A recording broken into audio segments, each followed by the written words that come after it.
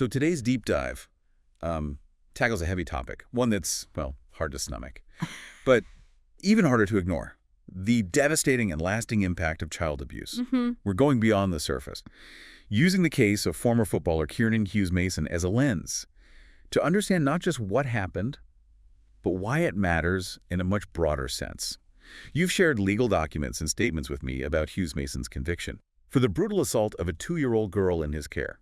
And let me tell you, these sources are tough to read. But as always, we're here to unpack those details and extract those key insights. And what's striking about this case, even for, those of us who deal with these horrific situations regularly, is how it lays bare a chilling reality. The attempts to conceal and explain away such brutality are often as disturbing as the acts themselves. Okay, let's unpack that. Yeah. Hughes-Mason initially claimed the little girl's injuries were from a fall, right? Precisely. A fall onto a dollhouse, to be exact. And while any injury to a child is concerning, the sheer severity of what this little girl endured simply didn't align with his explanation. We're talking injuries so severe, medical experts compared them to those sustained in a high-speed car crash. Oh, wow. It's difficult to even imagine. The reports detail multiple fractures, internal injuries, and neurological damage, all in a child so young. It's almost unfathomable that someone could inflict that level of harm on someone so defenseless. And it's in those discrepancies, those attempts to minimize or explain away the injuries, that a clearer picture often emerges. Medical professionals are trained to recognize the red flags, the inconsistencies that point to something more sinister than a simple accident. So in this case, the severity of the injuries immediately raised alarms. Absolutely. The girl was left unable to walk, sit, or communicate. She requires constant care, tube feeding, and assistance with even the most basic movements. These were not the kind of injuries that could be dismissed as a simple fall, no matter how hard Hughes-Mason tried to spin that narrative. It's heartbreaking. The sources describe her condition as a living hell, a stark contrast to the playful, vibrant life a 2-year-old should be living. This is where the emotional impact of these cases truly hits home. And it highlights a crucial point that often gets lost in the legal jargon and headlines. The long-term consequences of child abuse are often invisible to the outside world. The physical scars are just one part of a much larger, more insidious trauma. And those scars, both visible and invisible, can last a lifetime. In this case, the medical professionals didn't just find evidence of the single assault. They uncovered a pattern of abuse. 17 separate injuries on that tiny body. Some old, some healing, all telling a story of sustained cruelty. Exactly. This wasn't a one-time loss of temper. It was a horrifying pattern of abuse culminating in a horrific act. And that, unfortunately, is a pattern we see too often in these cases. It's chilling. And to make matters worse, Hughes-Mason didn't just try to explain away the injuries, he actively tried to cover up his actions, lying to 999 operators, paramedics, everyone. What does that tell us about the psychology of an abuser in this situation? The attempt to conceal, to weave a fabricated narrative, often speaks volumes about the abuser's state of mind. It's a desperate attempt to evade accountability, to maintain control, and often to protect their own self-image. So it's not just about escaping punishment, it's about maintaining this facade, this carefully constructed persona. Precisely. And that's why understanding the psychology of abuse, the power dynamics at play, is as crucial as unpacking the physical evidence. And speaking of evidence, this case had a chilling digital trail. Text sent by Hughes-Mason just days before the attack saying things like, "She's actually getting on my nerves and I'm going to hit her." These weren't just fleeting thoughts, they were declarations of intent, weren't they? Those messages are, bone-chilling. And sadly, they're becoming increasingly common in these types of cases. We leave digital fingerprints everywhere now, and those fingerprints can be incredibly revealing. It's a double-edged sword, isn't it, this technology? On one hand, it creates this digital trail that can be incredibly damning for abusers.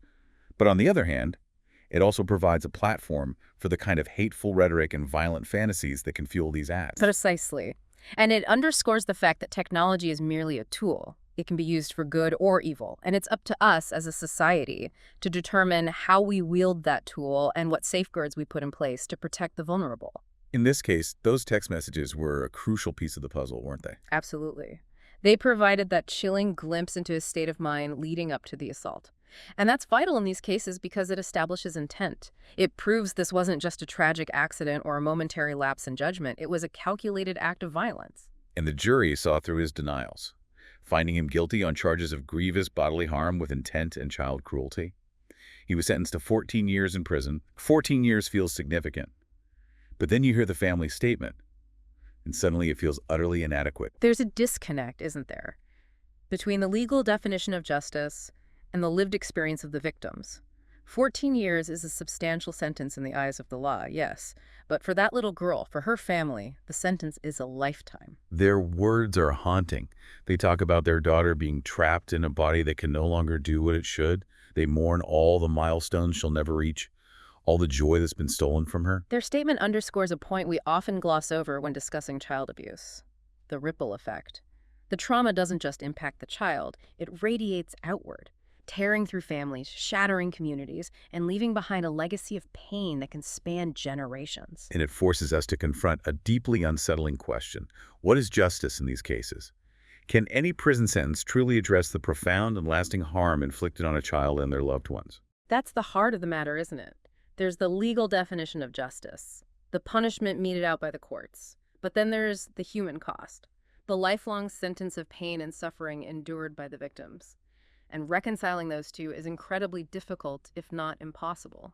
It's a sobering thought, but it feels crucial to acknowledge those complexities, to move beyond the simplistic narrative of guilty and innocent and delve into the messy, uncomfortable realities of these cases. Precisely.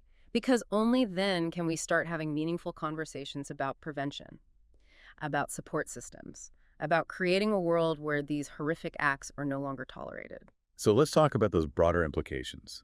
The Hughes-Mason case, as horrific as it is sadly not an isolated incident. What can you tell us about the prevalence of child abuse, the scope of this issue that often remains hidden behind closed doors? You've likely heard the statistics, the numbers that are often difficult to grasp because they represent such a vast scale of suffering. But what we need to remember is that behind those statistics are real lives, real children whose pain is immeasurable. It's so easy to get caught up in the numbers, to become desensitized to the enormity of the problem. What you said earlier about the digital trail resonated with me, that duality of technology. We have access to more information than ever before, yet the problems feel so vast, so overwhelming. Where do we even begin to address an issue as complex and pervasive as child abuse? It's a daunting question, no doubt, but I think it starts with shifting our perspective. We often focus on the aftermath, on reacting to these horrific acts after they've occurred. But what if we invested as much energy, if not more, into prevention? It feels like, yeah, we're conditioned to think about solutions after a crisis. But flipping that script, focusing on creating environments where abuse is less likely to occur in the first place, that's where the real power lies, wouldn't you say? Absolutely. It's about fostering a culture of awareness, where we're not just reactive, but proactive in safeguarding children. And that starts with education. Okay, so let's talk specifics. What does that education look like? Who needs to be educated, and what do they need to know? It needs to be multifaceted. We need to empower children themselves to recognize and report abuse, to understand that they have a voice and that their feelings matter. That means creating safe spaces for them to speak up, whether it's at school, in their communities, or within their own families. And that means having those uncomfortable conversations, right? The ones that some adults might shy away from. Yeah. They're afraid of saying the wrong thing or making things worse. Exactly. But silence is often the breeding ground for abuse. We need to get comfortable with being uncomfortable, with having open and honest conversations about healthy relationships, boundaries, and consent, starting at a young age. It's about changing the narrative, isn't it? Shifting from a culture of secrecy and shame to one of openness and support. Precisely. And that requires a collective effort. It's not just on parents or educators, it's on all of us to be vigilant, to recognize the signs of abuse, and to know how to respond if we suspect something is wrong. So if someone listening right now is thinking, okay, I want to be part of that change, but I don't even know where to begin, what would you advise them to do? There are so many ways to make a difference. Educate yourself on the signs of abuse and the resources available in your community. Support organizations that are working to prevent child abuse and support survivors. And most importantly, be an advocate for children. Speak up if you see something that doesn't feel right, even if it feels uncomfortable or inconvenient. Because that one act of courage, that willingness to break the silence, could be life-changing for a child. It's a heavy topic, there's no denying that. But as we've discussed today, it's a conversation we can no longer afford to avoid. Absolutely. This deep dive into the Hughes-Mason case has exposed a painful reality, but it's also illuminated a path forward. By confronting these issues head-on, by shining a light on the darkest corners of our society, we can create a brighter future for all children. And that's what we have to hold on to, that sense of hope, that belief in the power of collective action to create lasting change. This conversation doesn't end here. In fact, it's just a beginning. Well said. And if this deep dive has stirred up difficult emotions or brought up past experiences, please remember that you're not alone. There are resources available to help you heal and find support. To our listeners, thank you for joining us on this journey. We'll leave you with this. How will you choose to be part of the solution? Until next time, stay curious, stay informed, and stay engaged.